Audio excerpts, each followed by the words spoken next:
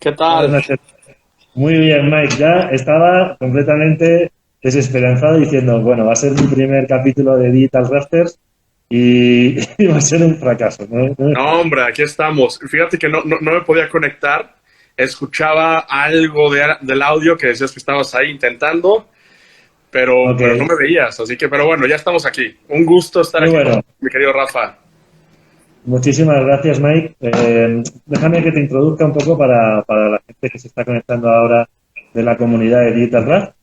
Claro, Eh, Miguel Alegre es un emprendedor nato desde muy temprano. Él estuvo en el mundo digital, trabajó en varias compañías, Yahoo, Prodigy entre ellas, y luego decidió ser emprendedor y montó, Miguel, no me dejarás mentir, dos agencias digitales, ¿no?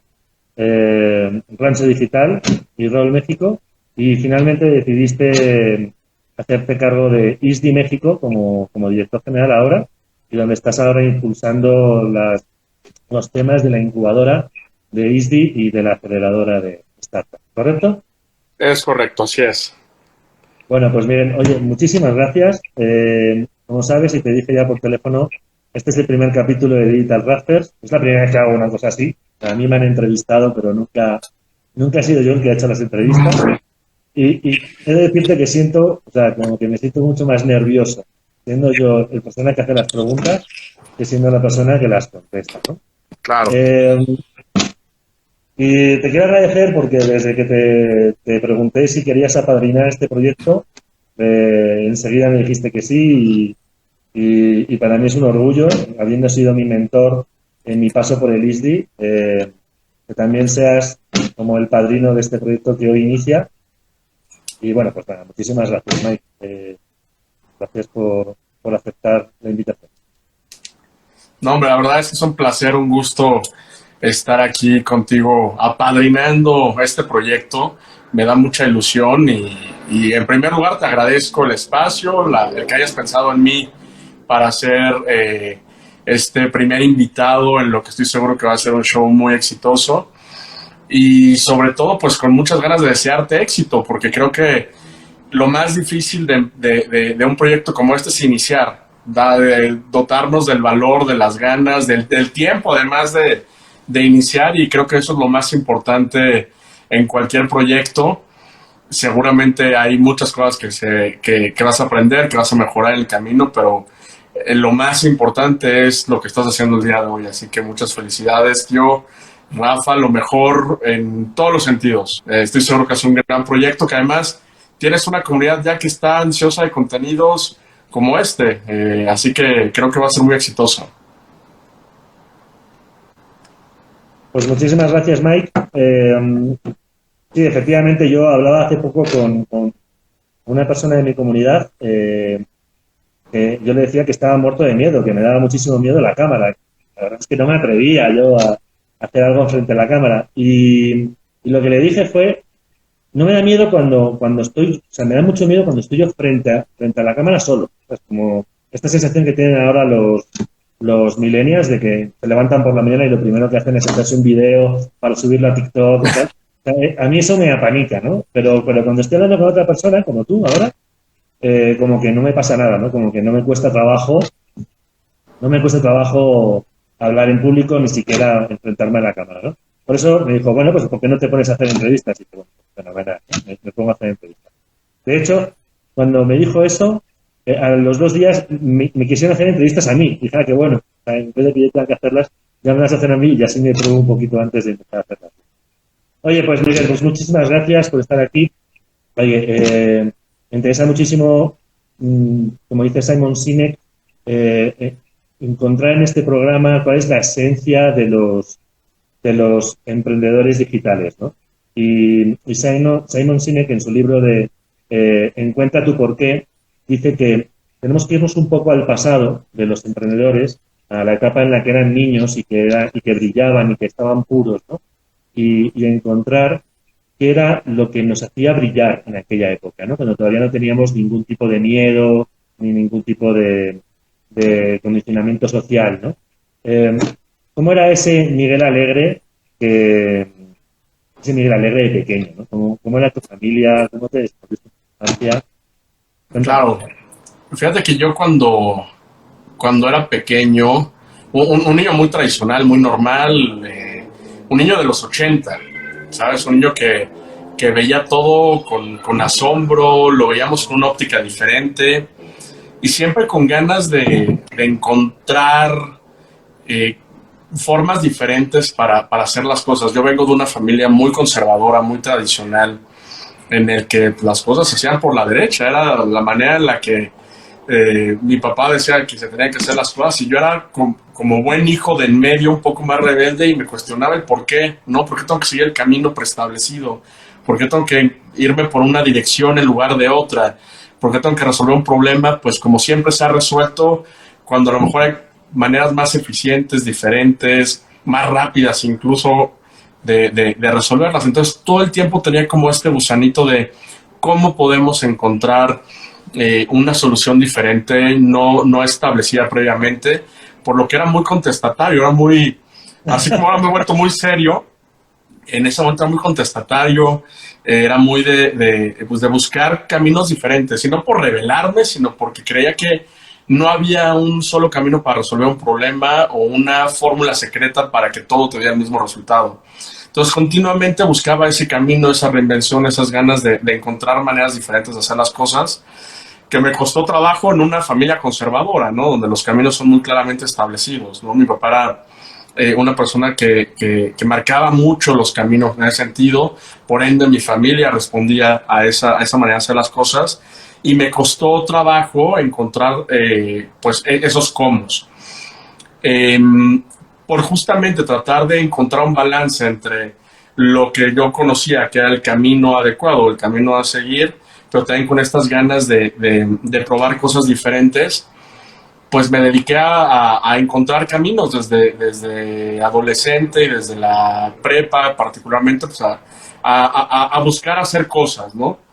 Me acuerdo Oye, que... Mike, Sí, una pregunta. Supongo que no era fácil, ¿no? Con tu padre, cuando tu padre decía que era por aquí y tú te ibas por la tangente y te ibas por otro lado.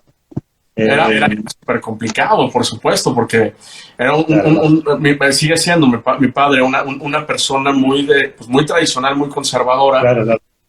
y llevar, no la contraria, porque tampoco es llevar la contraria, pero sí querer hacer las cosas de manera diferente en una familia así, pues la verdad es que es complicado y te genera tus problemáticas y tus Claro. regaños también, ¿no?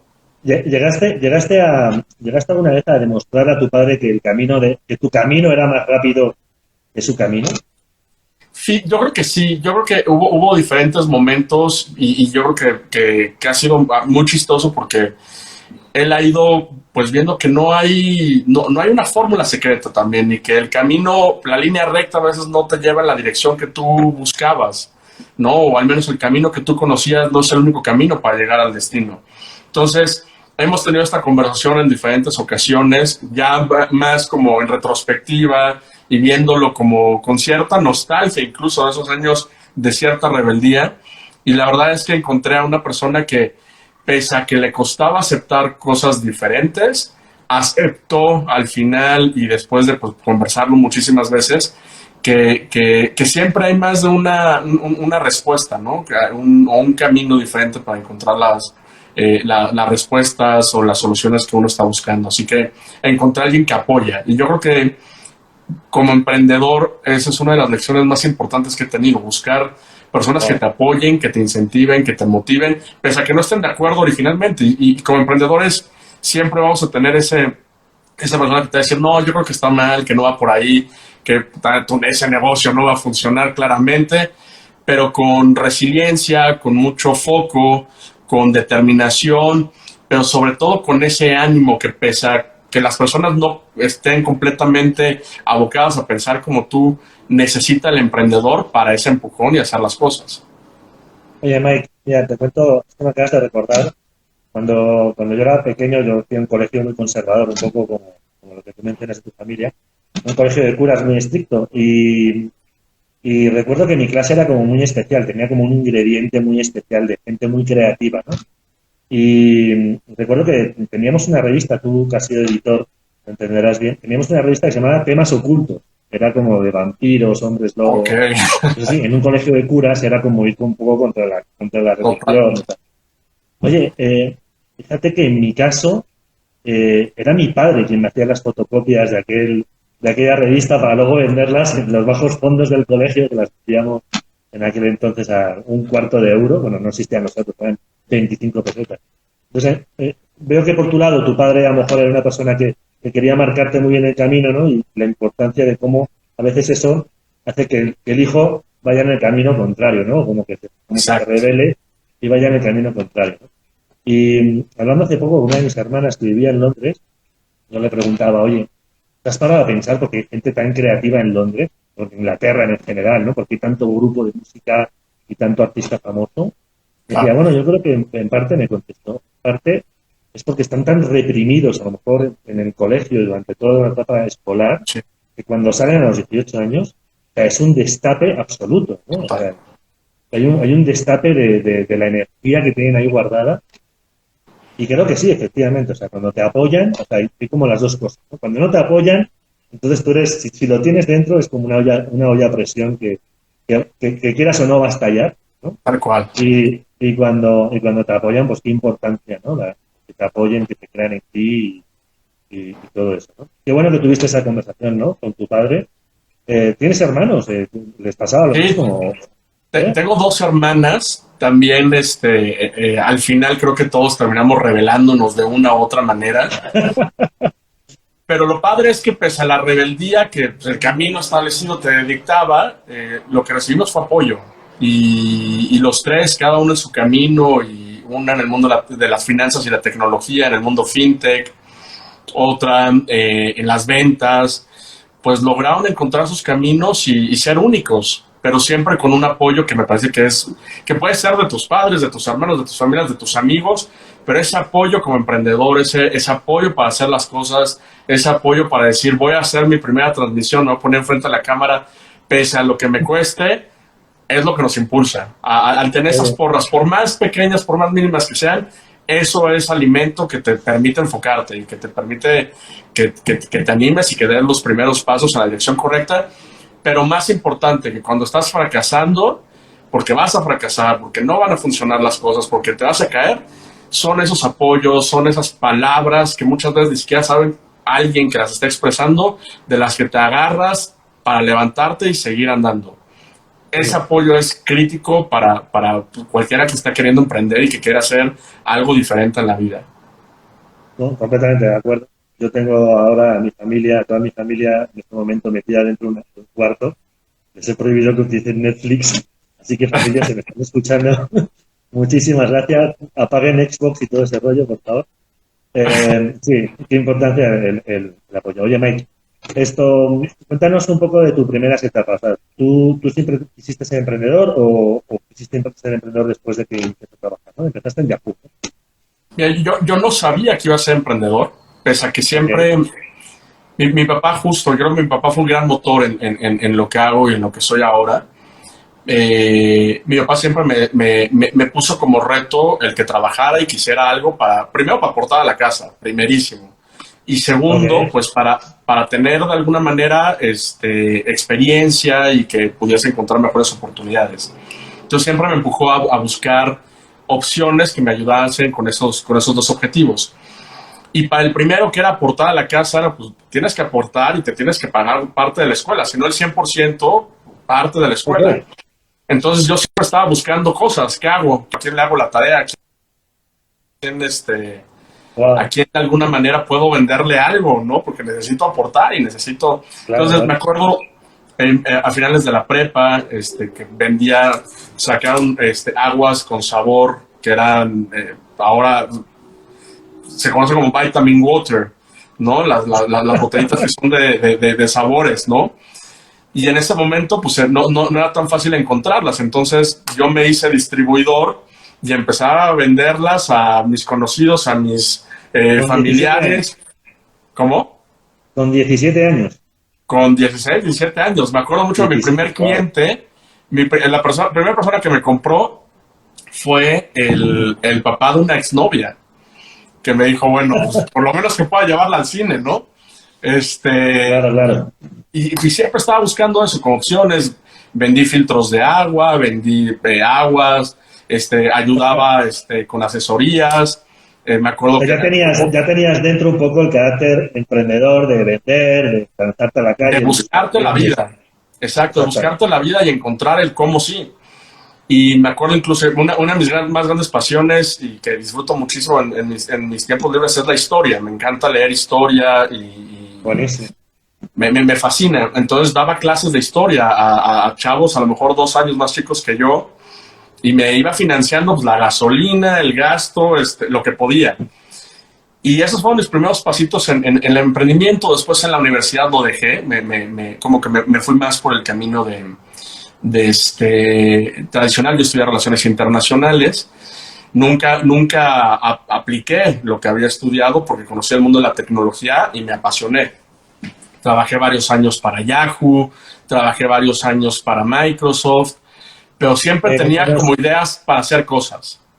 Claro, o sea, entiendo que esa primera etapa de tu vida laboral supongo que te marcó un poco el camino de lo que estás, ¿no? Porque empezar a trabajar en una empresa como Yahoo, o sea, no me quiero ni imaginar en el año 2000 todo lo que llegaste a aprender de uno de los gigantes tecnológicos de aquel momento, ¿no? Eras surfer, ¿no? Tu puesto Sí. tenía surfer. Era una gran profesión. El puesto se llamaba surfer y literal era surfear la web.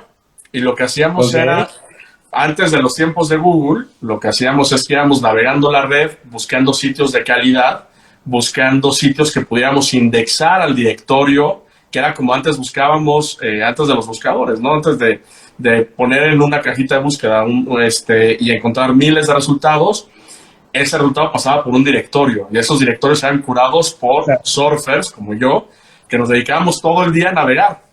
Y era padrísimo porque pues, aprendías además y veías todo tipo de sitios, de política, de historia, de geografía, de cocina, de deportes, de noticias, de tecnología, de todo tipo. Así que yo después algunos que no eran tan buenos, supongo, ¿no? Algunos que no eran tan nice.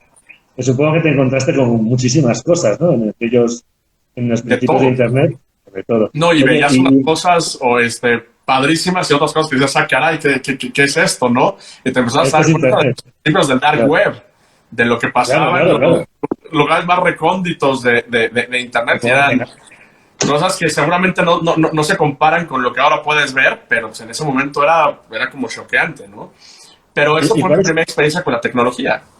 ¿Cuáles eran los criterios de un surfer para decir, este contenido sí lo indexo, este contenido es bueno, o este contenido no es bueno, o parece que está copiado de algún otro lado? ¿Te das cuenta de esas cosas? Sí, teníamos una serie de criterios que iban desde temas de la navegación misma de la página, que fuera legible, que fuera una página que tuviese, o sea, que visualmente fuera atractiva, que de alguna manera pudieras consumir rápidamente, que no tardara años en cargar, en la parte como técnica y de usabilidad. Y luego había ciertos criterios de calidad del contenido, que tenía que asegurarte que fuera contenido que no tenía ninguna afectación, que estaba sanitizado para audiencias incluyendo menores de edad, porque no indexábamos nada que fuera porno o de violencia gráfica, etcétera. Poquito después ya lo pudimos hacer, pues siempre teníamos que poner un warning de que esta categoría es para mayores de edad, etcétera, etcétera. Entonces teníamos criterios muy estrictos y nos auditaban porque teníamos metas para agregar sitios. Estábamos en un momento de explosión de sitios web en donde pues, tenemos que asegurarnos de tener la mayor cantidad de sitios de calidad dentro del directorio en las diferentes categorías y teníamos pues indicadores de desempeño y teníamos metas y tenías que estar cumpliendo con ellas, pero no se valía meter cualquier sitio. ¿Estuviste en Yahoo cuando empezó a florecer Google? O sea, ¿viviste la etapa de la pelea de Google y Yahoo o el desplazamiento de Yahoo? Me tocó porque hubo 2 rounds, hubo como 2 intentos de adquisición. Ahí me tocó particularmente el segundo. Y la verdad es que nosotros no lo vimos venir. Y yo creo que he platicado mucho con personas de esa generación y decíamos, en ese momento decíamos, fue un error. O sea, muy reciente, por ahí del 2004, 2005, decíamos, fue un error de Yahoo el no haber comprado a Google. Y creo que eso ha sido lo que ha permeado, ¿no? El gran error de Yahoo. Pero si lo vemos un poquito más en retrospectiva y lo vemos hacia atrás en el tiempo, no había puntos de referencia. No sabíamos que esa manera de buscar y esa manera de construir un negocio alrededor de las búsquedas iba a ser algo tan grande. Y yo creo que, claro, no sabemos, no sé, ya la palabra me atrevería a algoritmo. decir que fue.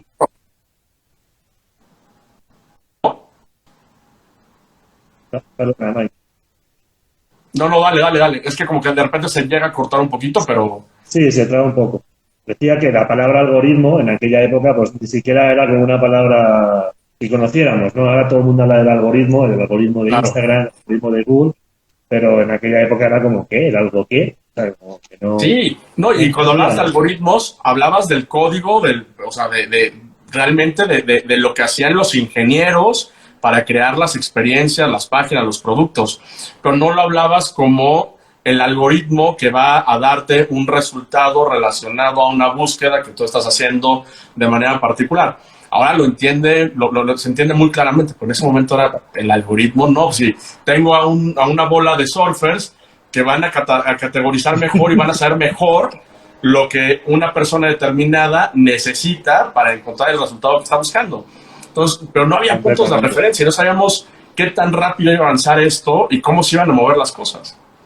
Claro, ahora, fíjate que, o sea, ahora la palabra algoritmo la entiende hasta mi hijo de 9 años, 10 años, ¿no? Y incluso ahora cuando piensas en, oye, vamos a personalizar cosas, ¿no? Y esto va a ser muy, ¿cómo decírtelo? Nuestro producto tiene un valor diferencial porque es un producto diferenciado. Ok, ¿cómo se diferencia? ¿No? O personalizado. Ok, Sí, lo personalizamos a mano. Bueno, eso está muy bien, pero es que en el mundo en el que vivimos ahora todo lo personaliza un algoritmo.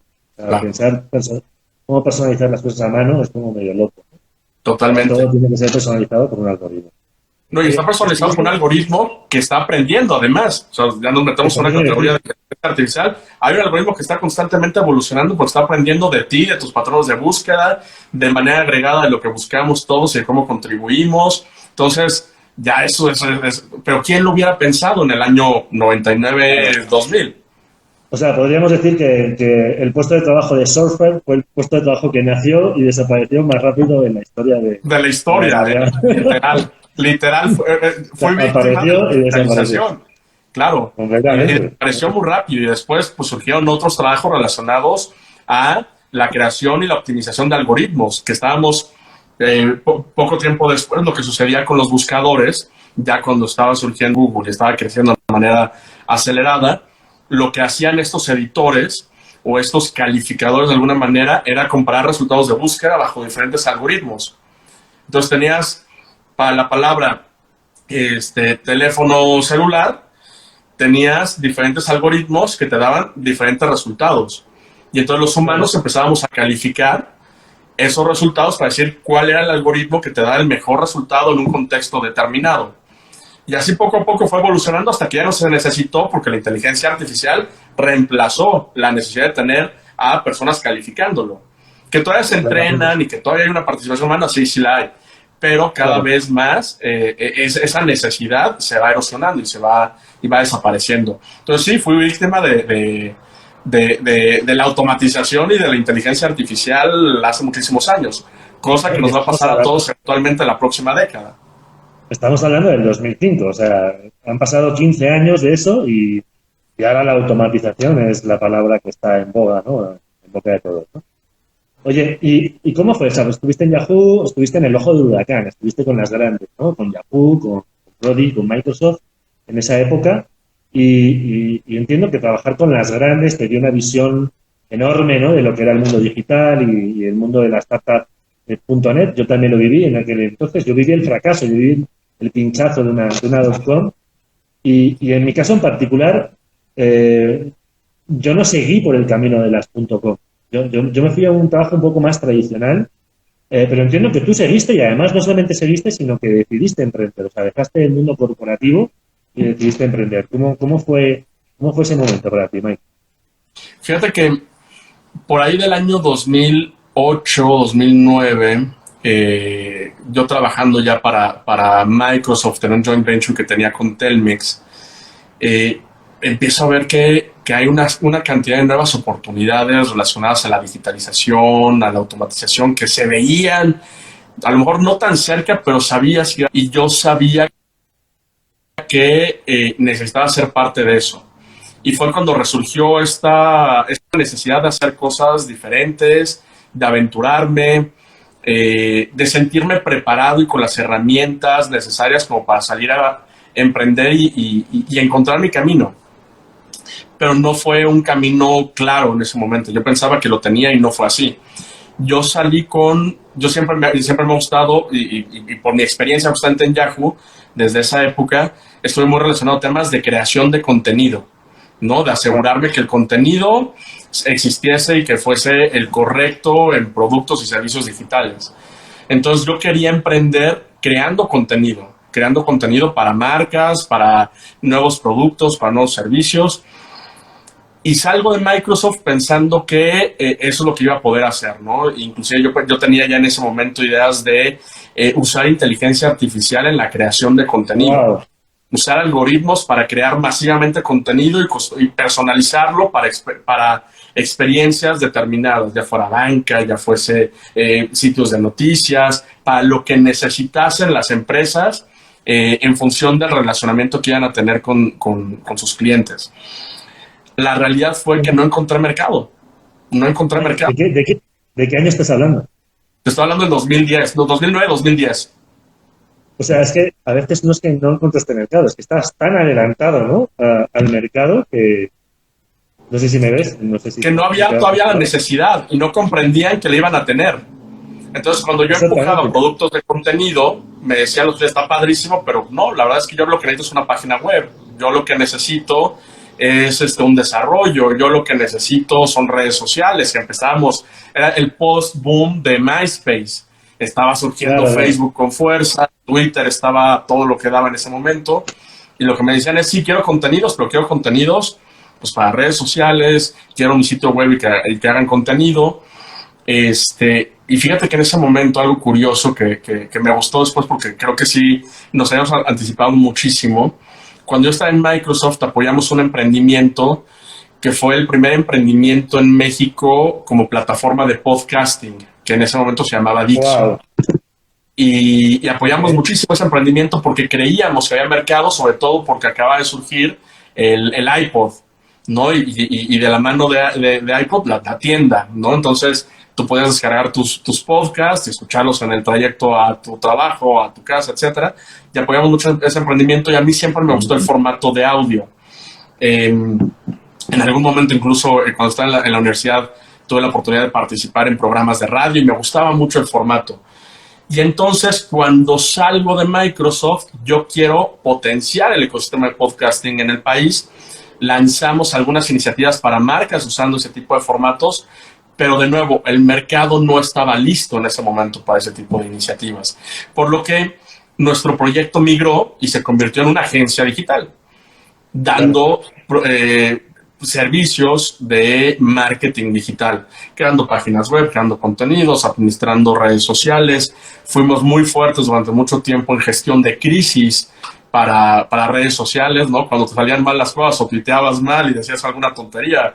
Hubo varias. Había muchísimas. Sí. Tuyas como equipo, ¿no? Y también propiciadas por la propia marca, o inclusive cosas que no controlan las marcas. Entonces me tocó eso. Claro.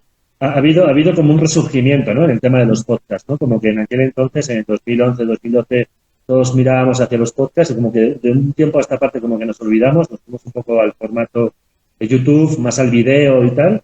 Y como que no sé, siento, y no sé si tú lo sientas igual, como que, no sé, en los últimos meses, años, todo el mundo quiere tener también su programa de podcast, ¿no? Totalmente. ¿Pasa eso? Sí, no, y me parece muy natural, y me parece que lo mismo pasó con video en la segunda parte de los 2000.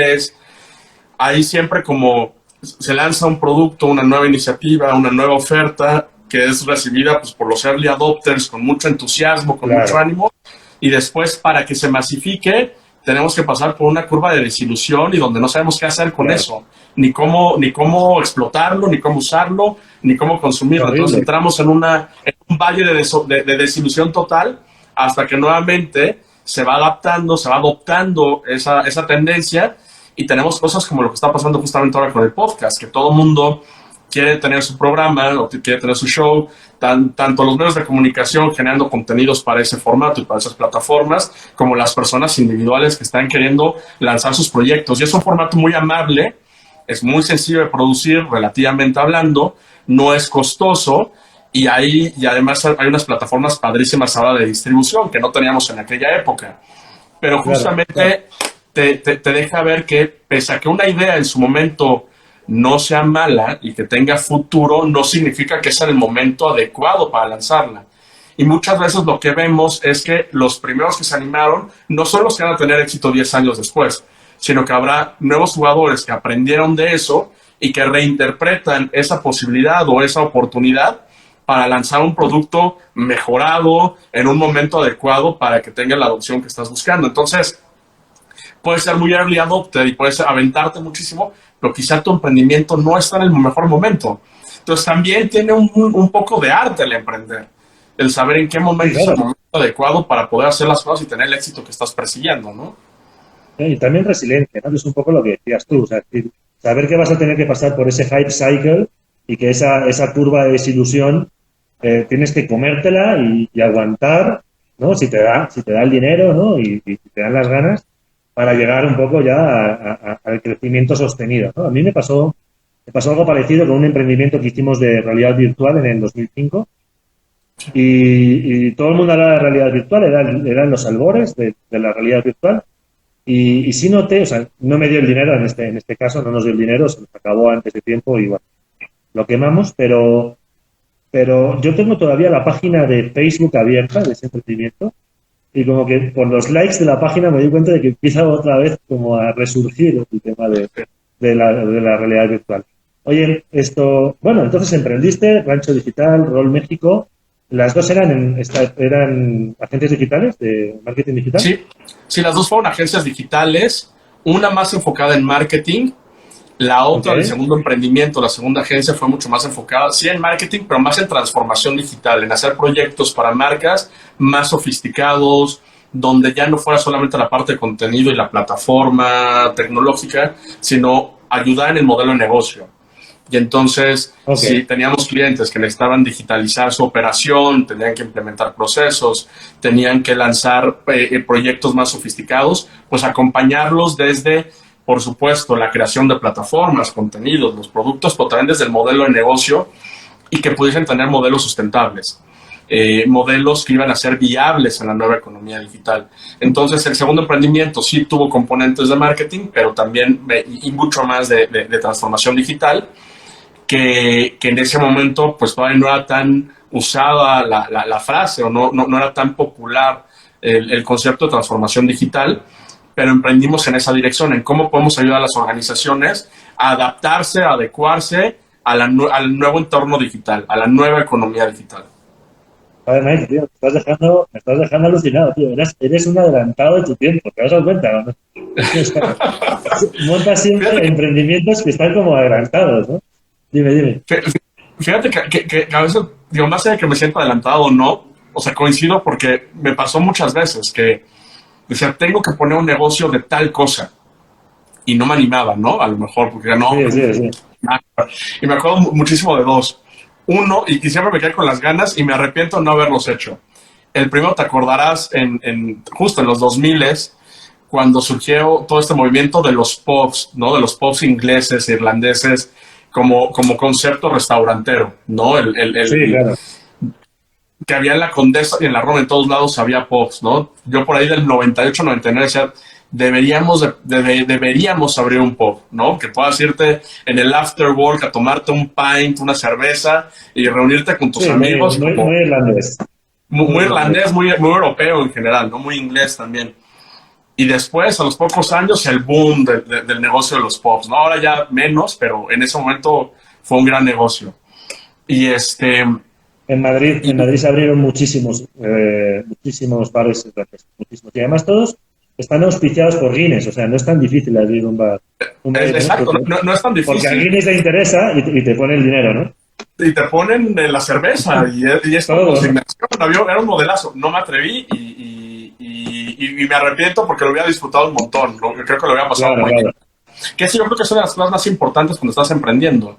porque va a ser duro, va a ser muy difícil, se te va a acabar el dinero, tienes que encontrar la manera de financiarlo, tienes que pagar las nóminas, tienes que pagar la operación. Entonces, Sí, además de que tienes que ser resiliente, si no lo disfrutas y no la pasas bien, estás fregado.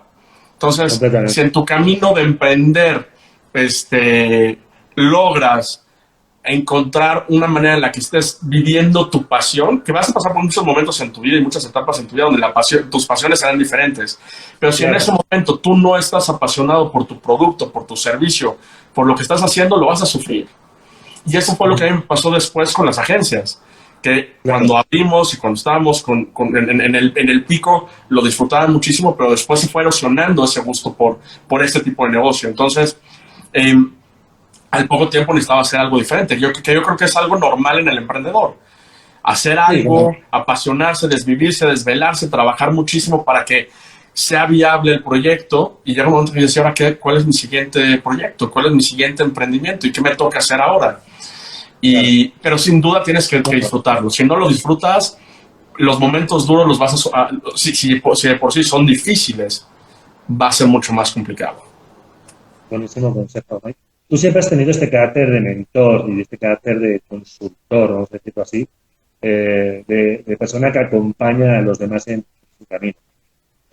Has sido mentor en Endeavor y también en el ISDI, antes de que fueras director general del ISDI. Entraste al ISDI como formador, como profesor, entiendo, y como mentor en los proyectos, ¿no? Tú fuiste mi mentor en el proyecto. Eh, Cuéntame un poco de esa característica tuya, esa cualidad tuya como mentor. Fíjate que tal cual, yo creo mucho en la educación y creo que en nuestros países, en Latinoamérica, necesitamos educación escolarizada en los modelos tradicionales, pero también diferentes maneras de aprender. Y creo que estamos, como te decía al principio de la charla, no muy acostumbrados a seguir el camino tradicional muy marcado. Entonces creo que una manera muy interesante de aprender es aprender a través de los demás, de las experiencias de terceros.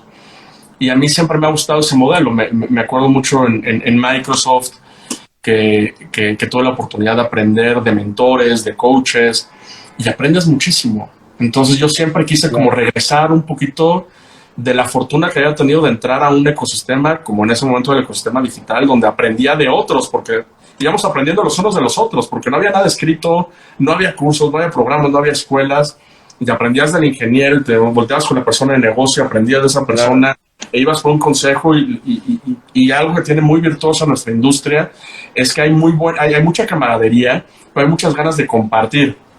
Y eso me motivó muchísimo a yo poner mi granito de arena y a que si alguien me pedía un consejo, pues trataba de darle, pues si no el mejor consejo, porque tampoco es que yo tuviera toda la experiencia para ayudarle a esa persona, desde mi experiencia, el conocimiento que había adquirido, tratar de guiarlo y de acompañarle incluso, no quedarme solamente en te recomiendo que hagas A o B, sino, oye, hazlo, aplícalo y regresa conmigo. Siempre que termino una mentoría, termino diciéndole o pidiéndole al grupo, al equipo o a la persona con la que hablo, ven y cuéntame cómo te fue. Dime qué tal te claro, funcionó. claro. Porque vas a tener que optimizarlo, te funcionará un poquito y lo tendrás que adecuar y hacerlo como, pues, en función de tus necesidades y después tendrás que iterarlo y tendrás que cambiarlo y volvemos a platicar y vemos por dónde lo puedes llevar. Pero ese acompañamiento, esa mentoría, el tener un mentor yo creo es de las cosas más interesantes que puedes tener como emprendedor. Alguien que te pueda dar un zape, dar una cachetada para que despiertes cuando estás haciendo las cosas mal, que te apoye en el momento difícil, que te asesore para que aprendas y que consigas llegar a un límite mayor al que tú pensabas que podías llegar a tener o que podías llegar a alcanzar, pero que te acompañe. Entonces, algo que es importantísimo en ese sentido es conseguirnos un mentor que nos acompañe. No va a tener todas Wow. las respuestas, pero va a tener muchas preguntas. Y eso te va a ayudar a evolucionar, a pensar, a crecer. Fenomenal, Mike. Buenísimo el tip. Sí, me lo apunto. Oye, Mike, fue difícil, o sea, bueno, no supongo que no fue tan difícil, dado tu cualidad como mentor, pero cómo fue el paso de ser el emprendedor a ahora ser el director general de una institución educativa que está promulgando o que promueve el tema de transformación digital? Además, me atrevo a decir que es la institución educativa líder y pionera en este tema, ¿no? Tanto en España como en México, ¿no? Ha cambiado mucho tu vida. ¿Cómo te sientes?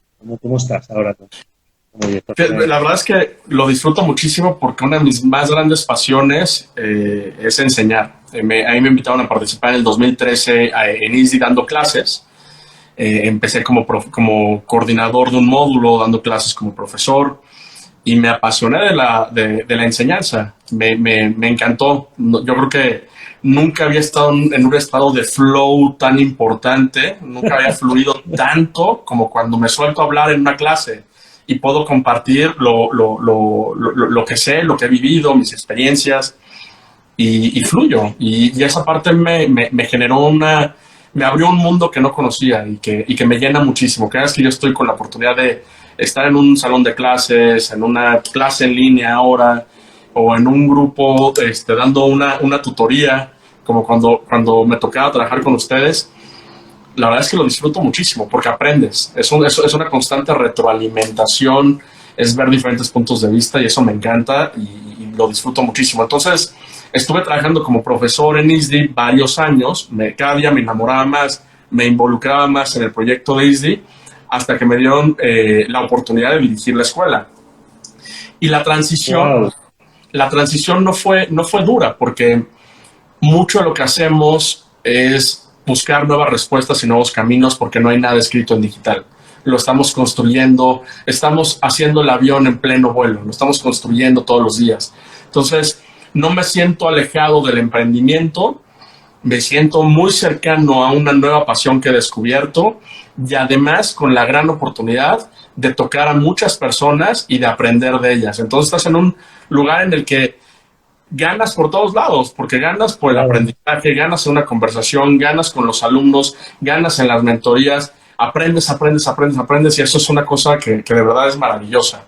No hay un día en el que no te sientas retado para mantenerte vigente y aprendiendo. No hay un solo día en el que no tengas que estar al tanto de lo que está pasando en tecnología o en plataformas digitales, en comercio electrónico. No hay un solo día en el que un alumno no te rete y que ya esa cara, esa no me la sabía, esa plataforma, ese proceso, esa manera de hacer las cosas. Entonces, estás constantemente aprendiendo y eso yo creo que es de las cosas más padres que te puede pasar como ser humano, el estar en un entorno de aprendizaje permanente y además apoyando el emprendimiento, que es algo que ya desde que lo venía haciendo en Endeavor, lo hacemos en ISDI a través de la incubadora y de la aceleradora que tenemos, en donde fomentamos y propiciamos que las personas del ecosistema de ISDI aprendan a emprender, que eso me parece que es rompedor en todos los sentidos, porque cuando emprendes vas como decimos aquí en México, vas como el borras, ¿no? Y te pegas de frente muchas veces porque nadie te enseñó y porque traes malos fundamentos matemáticos, económicos, financieros, comerciales, de producto, de recursos humanos, legales, y te pegas y te pegas y te levantas y tienes a tu coach atrás, o a tu mentor o a tu amigo o a tu papá echándote porras, pero te caes. Entonces la curva para tener un proyecto exitoso es más larga y más desgastante. Pero si ayudamos al emprendedor a aprender a hacerlo más eficiente, vamos a disminuir esa brecha, vamos a tener más emprendimientos, vamos a tener más personas que quieran echarse para adelante y decir, me animo, porque ya tengo ciertas bases, me voy a equivocar igual y me voy a caer y me voy a tropezar, pero tengo un acompañamiento, ya no me voy a equivocar tanto, voy a tener mentores, voy a tener coaches y voy a tener además a otros compañeros, a otros emprendedores que están en estadios similares al mío, o mentores que han emprendido y de los cuales puedo aprender. Entonces, la perspectiva de ISDI hacia el emprendimiento es el de enseñar a emprender y apoyar al emprendedor. Buenísimo el concepto. O sea, eso es lo que conocemos o lo que habéis nombrado ISDI Start. Exactamente. Es ISDI Start, que es nuestra incubadora. ¿Cómo la gente de mi comunidad que están emprendiendo emprendimientos digitales puede acceder al programa de ISDI Start? Mira, tenemos, para apoyo a emprendimiento tenemos dos iniciativas.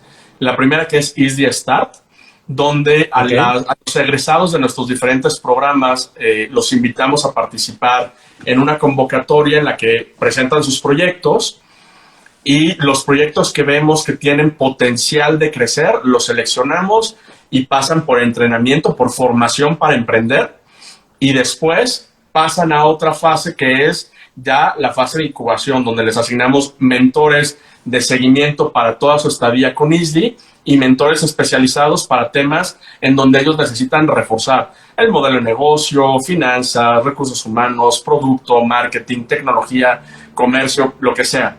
Los apoyamos en ese camino. Es un programa que dura aproximadamente 6 meses. Okay. Luego tenemos otra iniciativa que es ISDI Accelerator, donde lo que hacemos es que trabajamos con empresas que necesitan innovar y que están sintiendo que están pasando muchas cosas alrededor del ecosistema emprendedor y que ellos muchas veces dentro de sus organizaciones no tienen ese sistema, esa maquinaria que esté constantemente innovando e incorporando nuevas ideas o nuevas maneras de hacer las cosas. Entonces lo que hacemos es unir ambas. Unimos a los emprendedores con estas empresas que los están buscando, para que ya sean las empresas inviertan en ellos, los compren o se vuelvan sus proveedores, o se vuelvan de este lado sus clientes. Entonces, unimos oferta y demanda. ¿Qué hacemos con Accelerator? Abrimos convocatorias, por ejemplo, en EdTech, en educación y tecnología, o en el mundo FinTech, o en el mundo InsurTech, o en el mundo de robótica, o en el mundo de ciudades inteligentes, para automotrices, por ejemplo, que quieren innovar, y acercamos a empresas que pueden aportarles valor y que los pueden ayudar en esa innovación. Formamos a las empresas, a los startups, para que aprendan a emprender y hacerlo correctamente. Y por otro lado, ayudamos a la empresa para que aprenda a innovar y que interiorice la innovación. Y que cuando reciba una cultura diferente, no exploten, sino que mutuamente se puedan aceptar.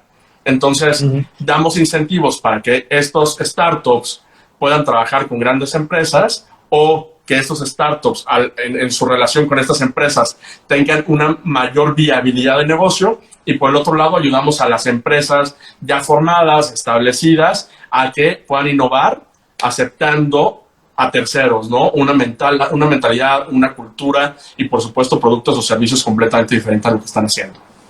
Buenísimo. O sea, yo hace poco veía una charla TED en la que decían que el 99% de los intraemprendimientos, es decir, de los emprendimientos digitales dentro de las empresas, fracasaba, mientras que el 75% de las startups, también fracasaban, pero tenían un porcentaje de 25% de acierto.